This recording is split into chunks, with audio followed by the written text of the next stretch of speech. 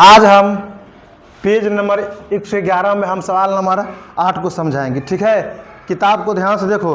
किताब में जो चित्र है हम बोर्ड पे बना चुके हैं। ठीक है, और यहाँ 72, 48 और 24 लिखा गया है। ठीक है, यहाँ सार्व गुणज है। ठीक है, सवाल बता रहा है नीचे दिए गए चित्र से गुणा ने अभिनिष्ट गुणज को छोड़कर सभी संख्याओं को मिटा दिया है। पता लगाए कि वे संख्या कौन सी हो सकती है और उन लुप्त संख्याओं को खाली स्थान में लिखना है।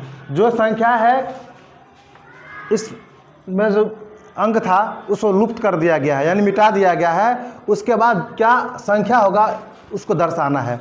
ठीक है, तो बता रहा है क्या कि 72 है, 48 है, 24 है। सबसे पहले हम क्या करेंगे, सार्व गुणनखंड निकालेंगे। क्या निकालेंगे? 72 है ना, तो हम लिखेंगे 72 के गुणनखंड। ध्यान से देखो, कहीं दिक्कत हो तो पूछना है। ठीक है, तो गुणनखंड पता है ना कि 72 जो है वह कौन कौन सी संख्या से विभाजित होगी। ठीक है, तो 1 से, 2 से, 3 से, उसके बाद 4 से, 6 से, उसके बाद 8 से, उसके बाद 9 से और 12 से और 18 से। ठीक है, 24 से और 36 से। ठीक है, अब क्या है 48, तो लिखेंगे 48 के गुणनखंड। ध्यान से देखो, 48 1 से, 2 से, उसके बाद 3 से, 4 से, 6 से भी, 8 से, उसके बाद 12 से, उसके बाद 16 से, उसके बाद और उसके बाद 24 है और 48। ठीक है, अब क्या बचा 24, तो लिखेंगे 24 के गुणनखंड।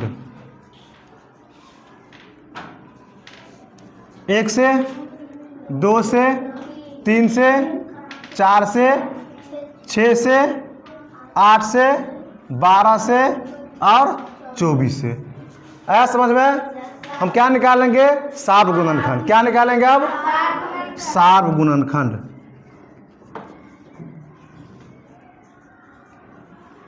सार्व गुणनखंड। सार्व गुणनखंड का मतलब समझते हो ना, जो हम गुणनखंड निकाल रहे हैं तीनों में जो संख्या मैच करेगा। तो क्या क्या मिल रहा है देखो, 1, उसके बाद 2, उसके बाद 3, उसके बाद 4, उसके बाद 6, उसके बाद 8, उसके बाद 12, उसके बाद 24, उसके बाद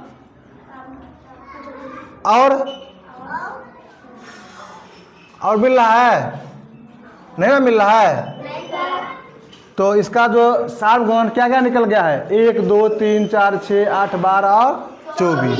ठीक है, अब ध्यान दो, यहाँ जो है आगे बता रहा है क्या कि सार्व गुणज।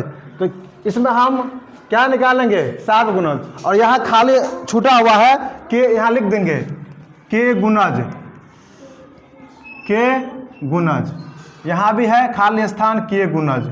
ठीक है, तो ध्यान रखना है कि सार्व गुणज जो हम निकालेंगे, ये जो संख्या जो निकला है इसमें देखो क्या है, 8 और कितना है 24 जो है, ये 24 है ना यहाँ पे। इसका सार्व गुणज में क्या होगा, 6 और हम 24 क्या करते हैं, 8 6 और 8 को ले लेंगे, तो 6 चौके 24, 8 त्रिके, तो हम निकालेंगे 6 के गुणज। क्या निकालेंगे, गुणज पता है ना, गुणज क्या होता है बताओ, पहाड़ी की तरफ पढ़ देना है।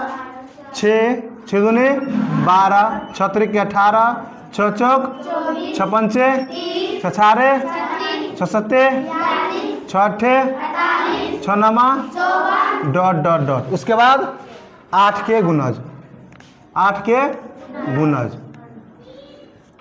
8 दूनी 16, 8 त्रिक 8 चौक 8 पंचे 8 छक 8 सत्ते डॉट डॉट डॉट। ठीक है, अब क्या निकालेंगे हम, सार्व गुणज। क्या निकालेंगे, सार्व गुणज। सार्व गुणज का मतलब क्या होता है, जो हम गुणज निकाले हैं दोनों में क्या मिल रहा है। तो क्या क्या मिल रहा है देखो तो, 24 और ठीक है। अब ध्यान से देखो 48 का हम निकालने के साथ गुणज, तो ध्यान रखना है कि 6 और 8, 6 के पहाड़े हैं भी 24, 8 के पहाड़े हैं भी 24, 6 के पहाड़े हैं भी 48 और 8 के पहाड़े हैं भी 48। तो हम क्या लिखेंगे? 6 के गुणज और 8 के गुणज। आ रहा है समझ में? तो हम लिखेंगे 6 के गुणज और 8 के गुणज। ठीक है, इतना समझ रहे हो ना? अब हमको यहाँ भरना है, जो लुप्त संख्या है उसको लिखना है। तो ध्यान रखना है कि 6 का गुणज हम इस बॉक्स में लिखेंगे और 8 के गुणज हम इस बॉक्स में लिखेंगे। क्या लिखना है? गुणज। क्या लिखना है? और वैसी संख्याएं से हम गुना करेंगे यानी गुणज करेंगे जो तीनों में 72, 48 और 24 से मिलता हो। आ रहा है समझ में? तो गुणज लिख लो। 6 का 6, 6 दूने 12, 6 त्रिके 18, अच्छा 6 के 24 आ रहा है। यहाँ स्टॉप कर देंगे। अब दूसरे हम खाने में जाएंगे। ठीक है, पहाड़ा पर लो 8 कान, ये क्या लिख रहे हैं हम? गुणज। 8 दूने 8 त्रिके 24 मिल गया। तो जो लुप्त संख्या वो हम लिख रहा है, उसके बाद हम फिर 6 के गुणज में आएंगे। 24 के बाद 6 पंचे 6 छारे 6 सत्ते 6 अट्ठे मिल गया।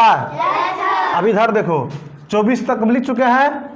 8 चौके 8 पंचे 8 छक्के मिल गया। अब फिर इधर आ जाओ 42 के बाद जाओ। 6 सत्ते 42 है, मिल गया है ना? 48 मिल गया है, तो क्या लिखेंगे हम? 6 अट्ठे 6 मिल गया है। 6 नमा 6 दहन के 11 छक्के 66, 12 छक्के 72 मिल गया है ना? 72 हम नहीं लिखेंगे, छोड़ देंगे। ठीक है, अब हम इधर आएंगे। 48 मिल गया है ना?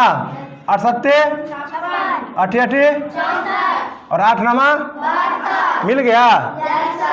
तो जो लुप्त संख्या है वो हम क्या किए हैं? पूरा कर चुके हैं। आया समझ में? कोई दिक्कत है? सवाल को ध्यान से देखिए, अगर कहीं दिक्कत होगा तो पूछना है। ठीक है, बढ़िया तरीके से समझो। कहीं दिक्कत तो पूछना है। ठीक है, ध्यान से देखो।